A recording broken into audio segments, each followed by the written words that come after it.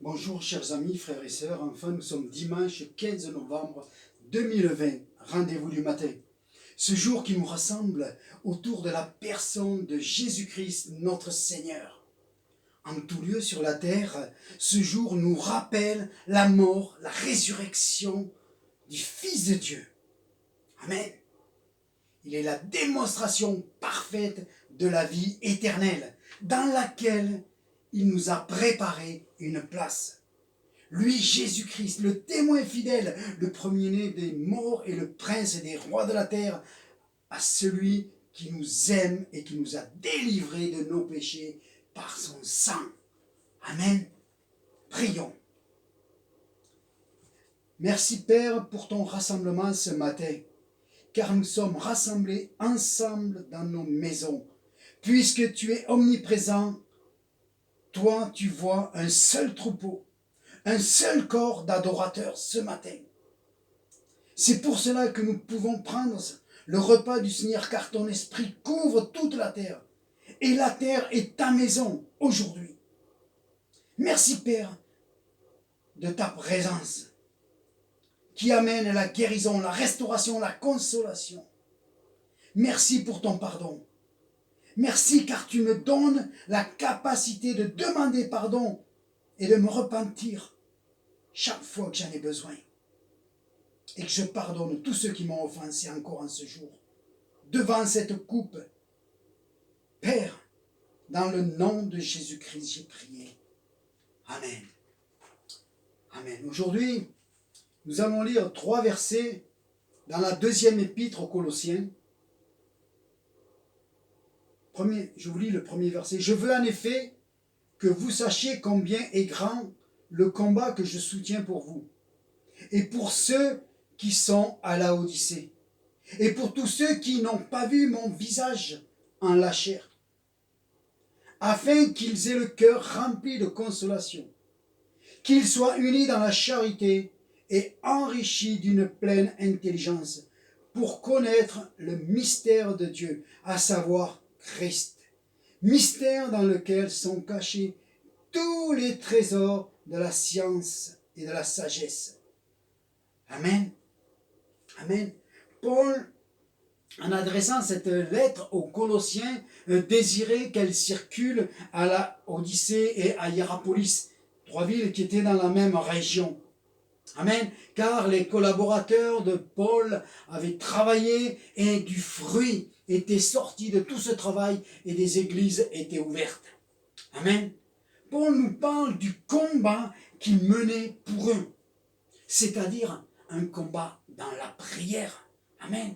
Car il n'était pas sur place. Donc, de là où il était, il priait pour Colosse et sa région. Amen. Frères et sœurs, est-ce que nous aussi, nous combattons dans la prière pour que de nouvelles âmes se joignent à l'Église, pour que le royaume de Dieu grandisse dans nos villes, dans nos régions? Est-ce que nous combattons dans la prière? Il n'est pas question de quelques prières de 2-3 minutes. Il est question de combattre dans la prière. Amen. Paul, dans la prière qu'il a adressée pour le Colossien, il avait 3 directions. Amen. Nous lisons au verset 2, qu'ils aient le cœur rempli de consolation. Une version dira d'encouragement. Amen. Nous avons toujours besoin de nous exhorter et de nous encourager. Faire l'œuvre de Dieu n'est pas toujours un fleuve tranquille. Amen. Qu'ils soient unis dans la charité. Une autre version nous dira que leur cœur soit soudé ensemble. Frères et sœurs, en toute honnêteté, sommes-nous soudés ensemble? Ou sommes-nous juste à côté? Juste à côté ne suffit pas. Nous devons être soudés si nous voulons voir l'œuvre de Dieu grandir. Voilà pourquoi beaucoup d'œuvres ne grandissent jamais. Car on est à côté, mais on n'est pas soudés dans l'amour et dans la charité. Que le Seigneur nous aide. Amen. Une autre prière, c'était qu'ils soient enrichis d'une pleine intelligence pour connaître le mystère de Dieu, à savoir Christ. Tout repose sur la crucifixion de Jésus et l'œuvre de Jésus. Amen. Notre foi doit aller en direction de Jésus-Christ. Amen. Une version dira qu'il puisse pénétrer dans toute la richesse d'une pleine connaissance du mystère de Dieu. Amen. Nous en avons encore parlé hier et avant-hier. La connaissance. Amen. Ce qui m'attriste dans ce passage, et qui est très important, c'est quelques mots. Pour ceux qui sont à Laodicée. Amen.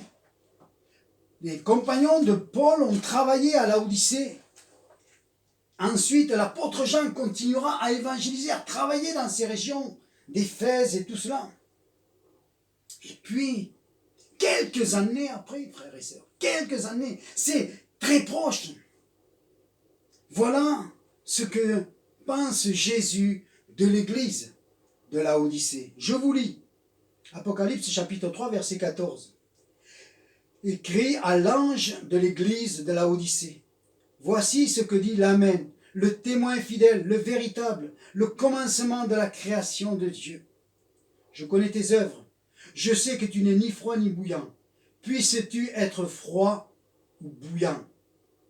Ainsi, parce que tu es tiède et que tu es ni froid ni bouillant, je te vomirai de ma bouche. Parce que tu dis, je suis riche, je me suis enrichi, je n'ai besoin de rien.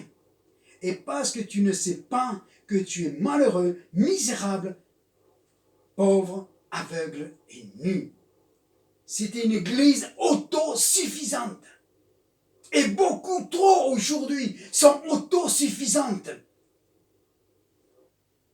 Je te conseille d'acheter de moi de l'or éprouvé par le feu, afin que tu deviennes riche, et des vêtements blancs, afin que tu sois vêtu et que ta honte de ta nudité ne paraisse pas, et un collier pour oindre tes yeux, afin que tu vois. Moi je reprends et je châtie tous ceux que j'aime. Aie donc du zèle et repens-toi. Amen. Que vraiment nous puissions, oui, demander pardon pour nos autosuffisantes. La révélation de Dieu, elle avance. Il y a les choses du passé qui sont du passé. Et nous devons avancer. Ne soyons pas des autosuffisants. Ayons l'humilité d'avancer avec la révélation que Dieu veut vous apporter afin que le jour de l'enlèvement, nous soyons tels qu'il veut que nous soyons pour son Fils. Amen. Frères et sœurs, avant de prendre le repas du Seigneur, Jésus est à la porte. Les tièdes seront vomis. La grâce ne sera plus accessible pour eux. C'est aujourd'hui le jour du salut. Devant la coupe de l'alliance et le pain, que nous puissions dire, Seigneur, enflamme mon cœur tout à nouveau. Que mon premier amour soit évident. Car tu m'as ouvert les bras un jour, m'offrant par amour pardon, justification, sanctification et perfection, afin que sans tache ni ride, je te sois présenté le soir des noces dans le ciel. Merci. Merci, Père, de nous avoir donné Jésus-Christ. Merci pour ton amour. Nous sommes là. Prenons quelques minutes et réfléchissons sur nos vies. Dans quelle situation nous nous trouvons au bout de plusieurs années de vie chrétienne? Comme la Odyssée, tiède, ou tout à nouveau amoureux de Jésus, aimant la connaissance de Jésus, la connaissance de Dieu par-dessus toutes choses.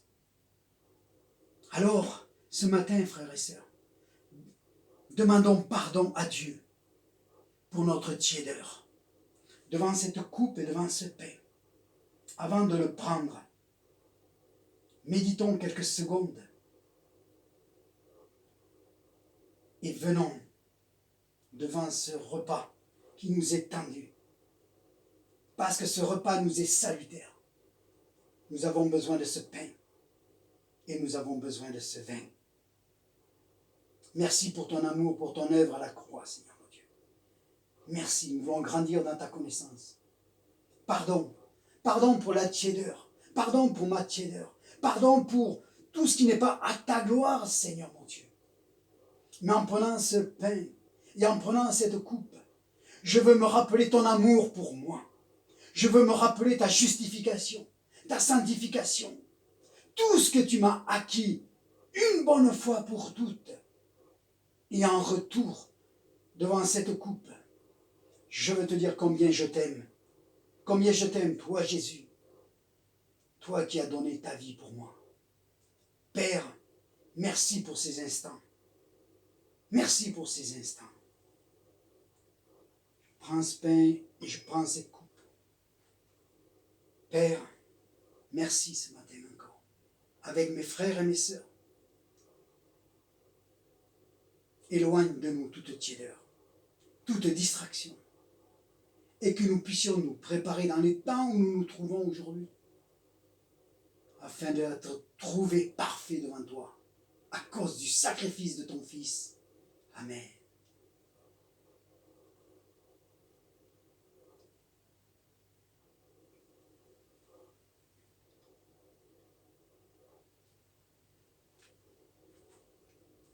Je suis heureux car Jésus m'a sauvé. Dans son amour, il m'a tout pardonné. Voilà pourquoi je me mets à chanter. Je suis heureux car Jésus m'a sauvé. Frères et sœurs, ce matin, continuez à adorer, à louer votre Dieu.